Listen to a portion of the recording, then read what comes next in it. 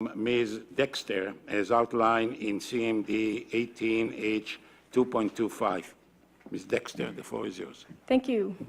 Good day, everyone. My name is Cheslee Dexter. I'd like to welcome you all today to join me to make space for spirit, to make space for heart. That in the midst of this hearing, some good prayers may be made and these prayers will be heard. Would that we will remember in the midst of all this that we are all responsible for the well-being of our waters, which have already been so compromised, including those ones who flow beneath and alongside Chalk River Laboratories, the rivers that flow continually to these parts and disperse to all sorts of communities, all sorts of beings. We do not need any more experimentation. We do not need any more radioactive waste. We need clean water. This is a prayer. This is a song which comes from the collaboration of Doreen Day with her grandson, Mashkunt's little elk. I learned this prayer within the Sacred Water Circle in Ngojawanong, Peterborough. Nebe Giza Keko Kimi Kwecha Wene Meko Gija Wene Meko Nebe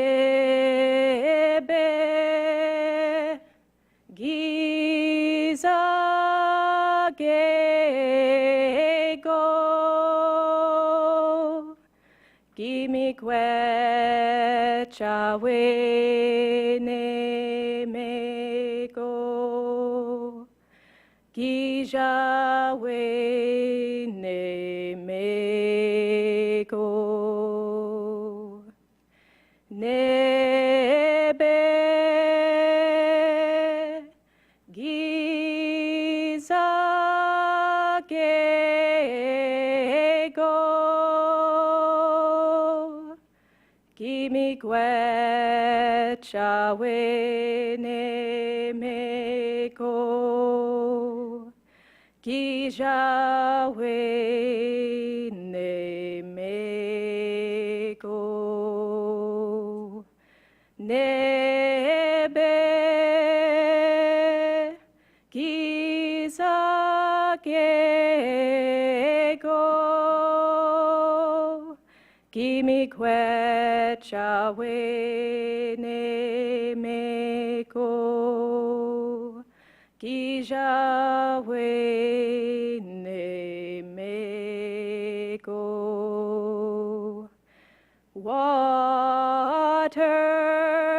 Water, we love you. Water, we thank you. Water, we respect you.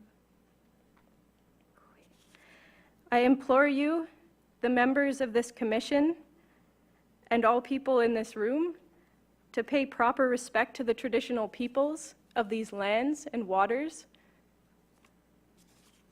in solidarity, en solidarité, with all that is truly life-affirming. Thank you. Thank you. Any question? Any particular question? So maybe that's a good time to actually get a little status on the drinking water around the facility. Maybe we can start with CNSC. Just share with us some of your measurement on the quality of the water around the facilities. Haiti Tadros. For the record, I'll maybe give a brief intro as our colleagues in environmental protection get prepared to answer the question specifically. As outlined in CNSC staff CMDs, all levels of contaminants, whether they be radiological or hazardous, are below the drinking water quality guidelines. So with that, our colleagues in environmental assessment can share their assessment and their sampling of the water.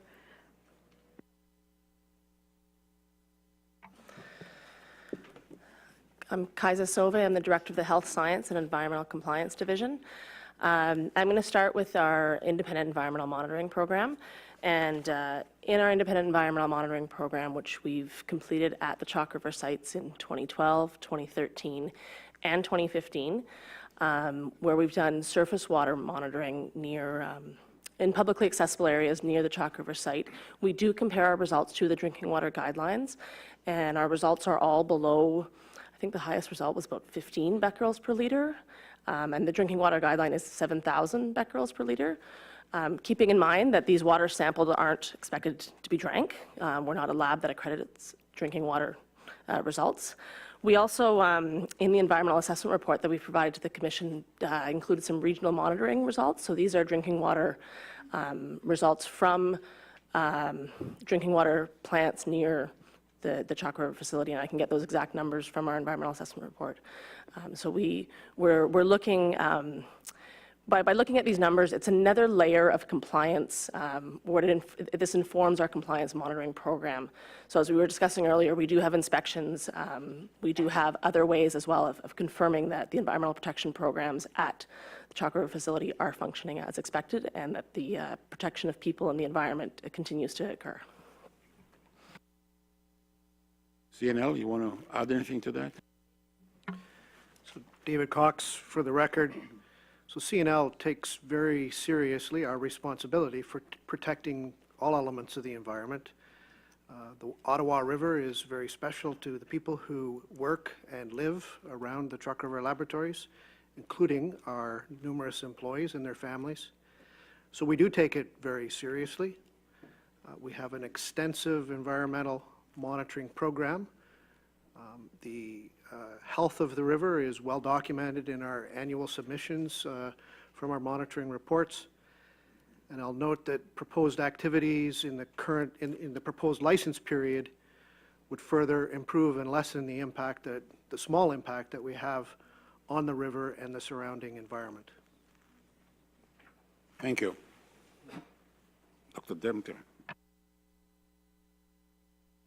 Thank you very much for your intervention and prayer. I think it's incumbent on the Commission to take your comments seriously, because we as well have to make a deliberation on the safety case for the environment, including drinking water. And we as well have to deal with the legacy issues which we're trying to clean up and still ensure. So I wanted to give you some feedback that, as commissioners, we look at this very seriously, and we look at all the monitoring and the impact of the legacy issues to ensure that the safety case is being made, and I appreciate your expressions to us. Any final thought you want to share with us? Thank you. Yes, I guess I would say with all due respect that I don't carry a great deal of faith in these comments, in these words that you are offering, saying that the waters are safe for drinking. You speak about expectations for safety. I also have expectations, and I know many folks who have expectations of their own for the safeties of the water. And my personal expectations are absolutely no radioactive waste, no nuclear waste whatsoever in the water. So those are my expectations, and I implore you to expand your hearts and expand your minds to the possibility that you may in fact not be the people most qualified to protect the waters, and that you nonetheless have a responsibility to attempt to do so. Yeah. I pray that we will all proceed with the utmost integrity and realize that these decisions reverberate for eternity. You know, this isn't about profit. This isn't about jobs. This is about a beautiful earth. This is about beautiful plants, beautiful medicine, beautiful people. This is about being healthy, and this is about life. Thank you. Thank you. Thank you for the intervention.